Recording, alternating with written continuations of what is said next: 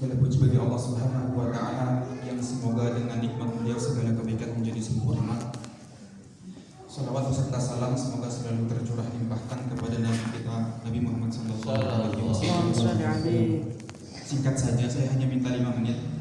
Jadi kepada para hadirin yang saya muliakan, kepada para ustadz dan ustadzah yang saya muliakan, kepada para tokoh agama, DKM dan Bapak Penghulu yang saya hormati, saya hanya minta 5 menit.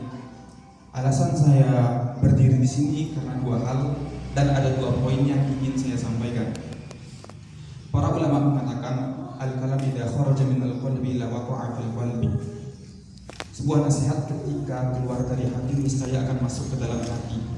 Harapan saya sebagai adik dari mempelai pria yang semoga jujur saya melantunkan kalimat-kalimat ini dari hati saya yang paling dalam, dan semoga masuk ke dalam hati kakak saya dan semoga itu membawa perubahan dalam hidup beliau.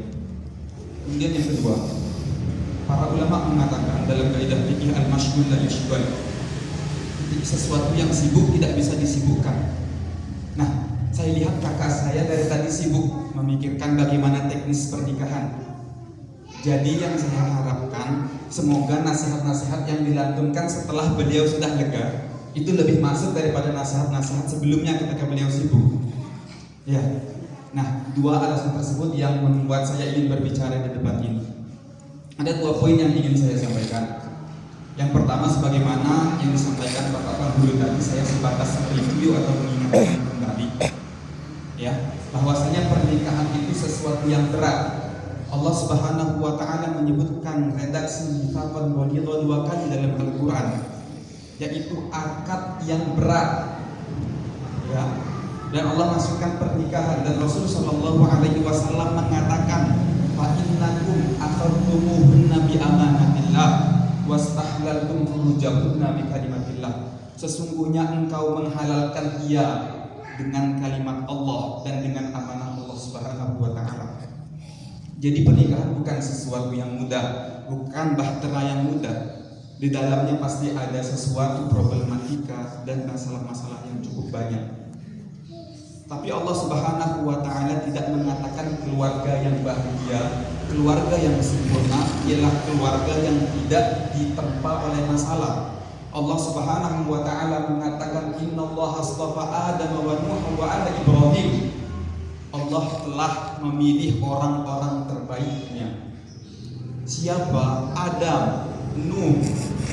Ketika beliau mengatakan Ibrahim, Allah Subhanahu wa Ta'ala tidak cukup dengan menyebutkan nama Ibrahim, akan tetapi Allah mengatakan wa ala Ibrahim. Mengapa simak semuanya? Ada 2 cerita yang ingin saya sampaikan. Yang pertama, kita ingat bagaimana ketika pertama kali wahyu turun, ketika Nabi Ibrahim alaihissalam diperintahkan untuk mendakwahkan ayahnya, ayah yang semula ia sayang, ya bunayya, yang dimana ayahnya selalu memanggil dengan nama yang lembut. Akan tetapi ketika wahyu turun, Nabi Ibrahim alaihissalam senantiasa mendakwahkan ayahnya, tapi apa yang ayahnya ucapkan? Fa in lam tantahi lanarjumannak. Kalau engkau tidak berhenti untuk dakwah itu, aku akan bunuh engkau wahai Ibrahim. Sekali lagi engkau bicara, aku bunuh engkau. Bagaimana sakit hatinya Ibrahim. Kemudian ayahnya mengeksekusi Ibrahim, dipanggil seluruh orang-orang untuk mencari kayu bakar. Akhirnya Ibrahim dibakar, dan bahkan dalam sebagian riwayat tafsir orang tuanya salah satu eksekutor yang membunuh Ibrahim. Nabi Ibrahim 40 tahun di dalam api.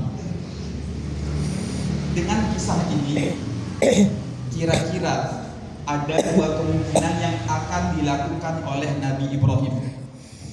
Saya ulangi, ada 2 kemungkinan kisah yang akan diulang oleh Ibrahim. Yang pertama, Ibrahim akan mengulang kepada anaknya nanti.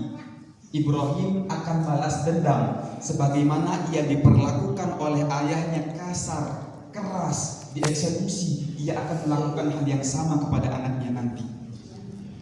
Peluang yang kedua, Nabi Ibrahim karena tahu bagaimana rasa sakit itu dialami, ia akan berlaku baik kepada anaknya. Maka Nabi merupakan orang yang mulia, Nabi merupakan orang yang suci. Maka kemungkinan balas dendam itu tidak bakal ada pada diri Nabi. Jadi apa? Jadi Nabi Ibrahim akan mengambil kemungkinan yang kedua, taubat dari apa yang pernah dilakukan ayahnya, kemudian berlaku baik kepada anaknya. Tapi semuanya tolong perhatikan. Semuanya tolong perhatikan. Love language Allah itu beda. Bahasa cinta Allah itu beda. Allah akan menguji kita pada hal-hal yang paling kita cintai. Ibrahim telah berazam, saya akan berlaku baik kepada anak saya. Tapi ingat, love language Allah itu beda, bahasa cinta Allah itu beda. Ketika kita cinta kepada anak kita, maka itu sejatinya ujian yang Allah akan uji. Nabi Ibrahim, bayangkan, puluhan tahun menunggu Nabi Ismail lahir. Ketika Nabi Ismail lahir, lihat, simak apa perintah Allah Subhanahu wa taala kepada Nabi Ibrahim. Rabbana inni askantu min dzurriyyati min wadin min ghairi dzar'in 'inda baitikal muharram. Puluhan tahun Nabi Ibrahim menanti Ismail. Ketika Nabi Ismail lahir, lihat apa perintah Allah. Rabbana inni askantu min dzurriyyati biwadin ghairi dzi zar'in 'inda baitikal muharram. Ya Allah, aku titipkan anakmu di lembah yang tidak ada penghuni sama sekali, di lembah yang tidak ada air sama sekali, di lembah yang banyak hewan buas sama sekali. Nabi Ibrahim ketika dieksekusi tidak menangis, ketika dibakar oleh ayahnya tidak menangis, tapi ketika diperintahkan untuk meninggalkan Ismail di lembah sendirian, yang dimana di situ ditemani oleh Hajar, banyak hewan buas, tidak ada air, tidak ada kehidupan, inda baitikal muharram, yaitu di Makkah pada saat itu lembah belum ada orang. Di situ Nabi Ibrahim alaihi wasallam mengatakan, innaka ta'lamu ma nukhfi wa ma nu'lin. Ya Allah, sesungguhnya engkau tahu. Ulama tafsir mengatakan nukhfi ialah sesuatu yang ada di dalam hati, wa nu'lin ialah air mata. Engkau tahu apa yang ada di dalam hatiku dan engkau tahu apa yang ada di dalam mataku. Apa poin yang ingin saya sampaikan? Ujian senantiasa datang pada sesuatu yang kita cintai. Buktinya tidak sampai di sana. Ketika beranjak dewasa, Nabi Ibrahim kembali diperintahkan untuk menyembelih anaknya. Akan tetapi apa kata Ismail? Apa yang Allah perintahkan kepada engkau maka lakukan. Ini poin yang ingin saya sampaikan. Falamma aslama wa tallahu lil jabin. Ketika dua orang tersebut berserah diri kepada Allah Subhanahu wa taala, lantas anaknya diikat dan dibaringkan di tanah, maka pada saat itu pertolongan Allah Subhanahu wa taala datang.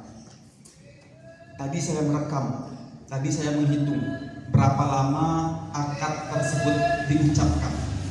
Ini ada semuanya, ada 29 detik. Ya. Kita melakukan persiapan ini 2 bulan sebelumnya. Mungkin dari pihak mempelai wanita jauh sebelum itu. Keluarga kami ada yang datang dari Bali, ada yang datang dari tempat yang lebih jauh daripada itu, hanya untuk 29 detik ini. Hanya untuk 29 detik ini. Jadi saya minta tolong kepada semuanya. Semua jangan hanya fokus ke teknis. Semua jangan hanya fokus ke rundown acara. Ingat, Andalus yang Islam jaya 800 tahun di sana musnah karena teknis. Ketika teknisnya benar-benar sempurna, apakah ia jaya? Enggak, hancur. Abbasiyah ketika teknisnya benar-benar sempurna, apakah jaya? Enggak, hancur. Islam bukan agama teknis. Teknis penting, itu tidak ada isu. Kita ikhtiar menyiapkan raudhah, mempersiapkan semuanya, tapi itu bukan satu-satunya poin dari pernikahan ini. Poin dari pernikahan ini falamma aslama, ketika kedua orang tersebut berserah diri kepada Allah, wa tallahu lil jabin, maka pada saat itu pertolongan datang. Semua jangan ada yang fokus ke teknis, cukup ikhtiar kita, cukup apa yang sudah kita usahakan. Ya, kepada mempelai laki-laki, kepada mempelai pria. Teknis penting, tidak ada isu kalau itu merupakan sesuatu yang tidak penting. Kami tidak mempelajari itu dari awal. Ya, akan tetapi poinnya falamma aslama, dan ketika keduanya berserah diri, maka pada saat itu pertolongan Allah datang. Maka kunci dari keberhasilan kita semua, berserah dirilah kepada Allah Subhanahu wa taala, kembalilah kepada Allah Subhanahu wa taala. Dan saya tutup nasihat kali ini dengan nasihat Ibnu Qayyim rahimahullah taala. Beliau mengatakan, setiap orang itu memiliki tujuannya masing-masing. Ada yang mencari harta, ada yang mencari dunia, dan ada yang mencari akhirat. Dan muara dari itu semua ialah untuk menghilangkan kegundahan. Akan tetapi manusia itu lupa bahwasanya tujuan mereka diciptakan bukan untuk mencari dunia, bukan untuk mencari kebahagiaan yang semu. Akan tetapi tujuan mereka diciptakan lita'lamu annallaha 'ala kulli syai'in qadir, ialah untuk mengenal Allah, bahwasanya Allah adalah Tuhan yang Maha Mampu. Ketika kita semua tidak kembali kepada Allah, maka kita tidak akan pernah sampai pada tujuan kita. Dan ketika kita tidak pernah sampai kepada tujuan kita, maka kita tidak akan pernah bahagia. Ini analogi yang simpel. Ketika saya dari Bali kemari, saya bahagia ketika saya sampai tempat tujuan. Bayangkan kalau saya tersesat ke Papua, insya Allah semua tahu bahwasanya itu merupakan kegundahan. Maka ini nasihat dari saya, semoga tercerahkan, semoga kita semua bisa mengamalkan nasihat ini. Saya tutup dengan salawat kepada Nabi sallallahu alaihi wasallam. Allahumma shalli ala Muhammad wa ala ali Muhammad kama shallaita ala Ibrahim wa ala ali Ibrahim innaka Hamidum Majid. Jazakumullahu khairan. Assalamualaikum warahmatullahi wabarakatuh.